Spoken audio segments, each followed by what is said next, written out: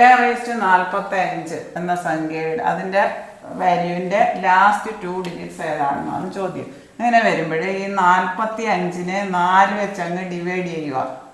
അതായത് 14, 44, ശിഷ്ടം 1 വന്നു. ശിഷ്ടം എത്രയാണോ വന്നത് അതിനെ 7 എവിടുത്തെ ബേസ് 7ൻ്റെ പവറാക്കി എഴുതിയാൽ മതി. ശിഷ്ടം എത്രയാണോ വന്നത് അതിനെ ഈ 7ൻ്റെ പവറാക്കി എഴുതിയാൽ മതി. 7⁻1 എന്ന് പറഞ്ഞാൽ 7 വരും ഒറ്റയുടെ സ്ഥാനത്ത്. ഒറ്റയുടെ സ്ഥാനത്ത് 7 വന്നേക്കുന്ന ഒറ്റ ഒരു ഓപ്ഷനേ ഉള്ളൂ 07. അതായത് വേറെ ഏത് നമ്പർ വന്നാലും ഇപ്പം 0, 1, 5, 6 ഇത് ഒറ്റയുടെ സ്ഥാനത്ത് 0യോ 1, 5, 6 ആണ് വന്നേക്കുന്നതെങ്കിൽ നമുക്ക് ഈ സെയിം നമ്പർ തന്നെയാണ് വരുന്നത്. ഒറ്റയുടെ സ്ഥാനത്ത് 0 വരുന്നതെങ്കിൽ എത്ര തവണ ഇൻറ്റു ചെയ്താലും 0 തന്നെ വരും.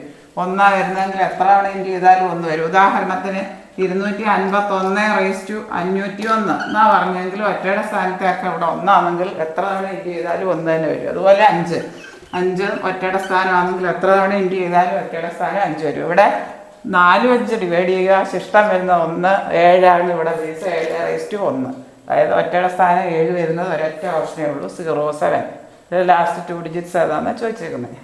ഈ 0, 1, 5, 6 ഒഴിച്ച് ബാക്കി ഏത് സംഖ്യ വന്നാലും ഇതേ മോഡൽ ചെയ്താൽ മതി. 4 വെച്ച് ഡിവൈഡ് ചെയ്യുക. ശിഷ്ടം വരുന്ന എത്ര ആണോ പിന്നെ തന്നേക്കുന്ന ബേസ് അതിൻ്റെ പവർ ശിഷ്ടം.